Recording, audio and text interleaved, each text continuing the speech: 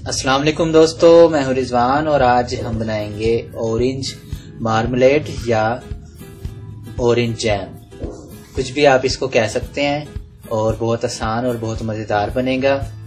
Bread बन या पराठे के साथ आप इसको खा सकते हैं, इंशाल्लाह बहुत पसंद आएगा। आए शुरू करते हैं। बिस्मिल्लाहिर्रहमानिर्रहीम। 1 दर्जन के करीब हमने माल्टे लिए हैं, तो इनको हम अच्छे तरीके से धोकर साफ कर लेंगे। इसके बाद हमने एक माल्टा लेना है, इसका 4 से 5 इंच के करीब बारीक छिलका उतार लेंगे।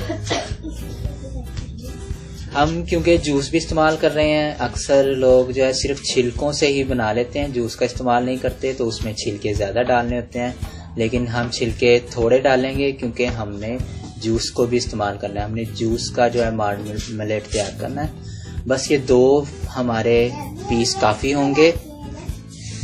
इसको हमने बारीक काट लेना है, बारीक बारीक इस तरह चॉप कर लें।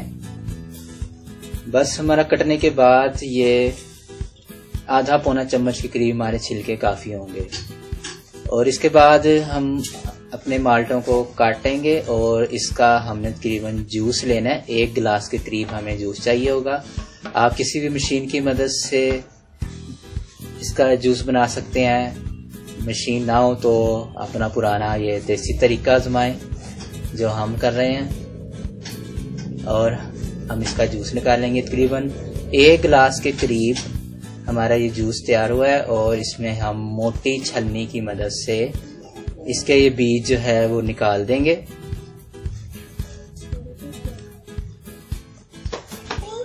अब जो छिलके हमने काटे थे बारीक, पौना चम्मच के करीब हमने ये छिलके इसमें डाले हैं और आधा चम्मच सिर्फ कटे हुए अदरक के टुकड़े हैं। ये 1 अदद छोटी इलायची, इसके दाने हमने निकाल के डाले हैं इसमें।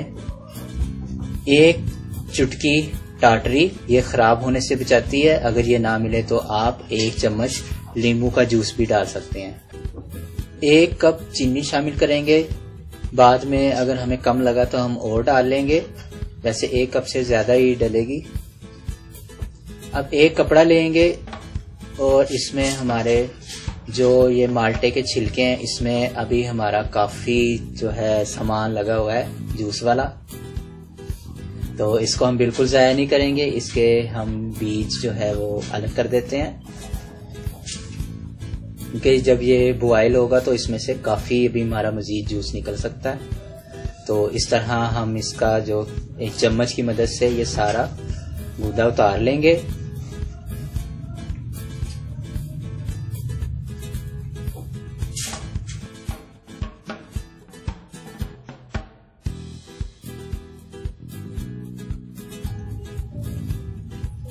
और इस तरह हम इस पोटली को बांध लेंगे। एक मजबूत सी गिरा इसको लगाएंगे और अपना इसी हमने जूस वाले बर्तन में इसको डाल देंगे। कपड़ा आपका बिल्कुल साफ सुथरा होना चाहिए। तो ये हम इसी में डाल देते हैं। इसमें 1 गिलास पानी शामिल करेंगे। जितना जूस है उससे थोड़ा सा आप कम पानी डाल दें इसमें। और फिर इसको हम 10 से 15 मिनट के लिए नॉर्मल आंच पर उबलने के लिए रख देंगे।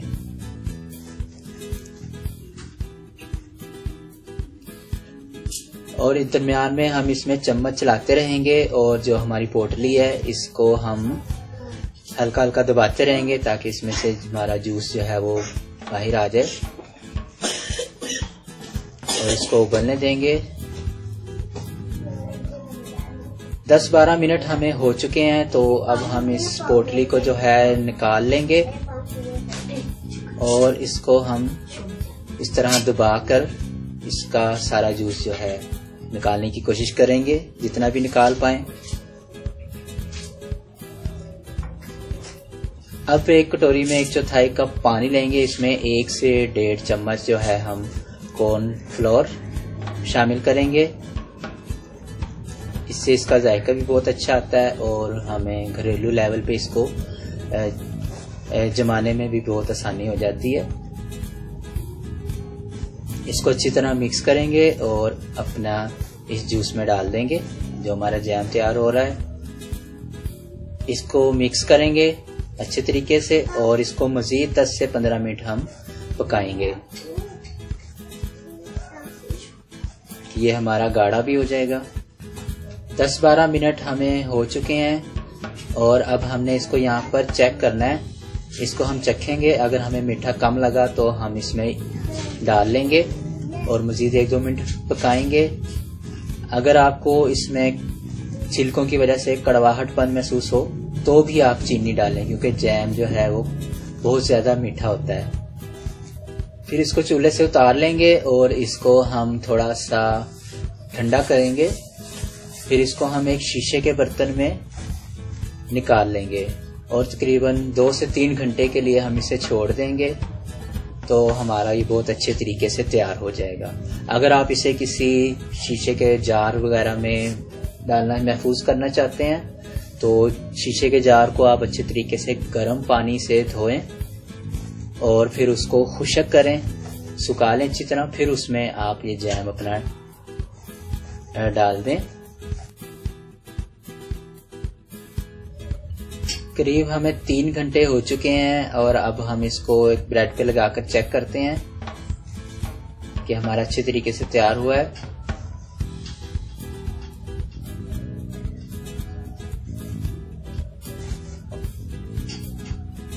और जिस तरह ये लग रहा है हमारा ये बेहतरीन तैयार हो चुका है और बहुत मज़ेदार ये बना है।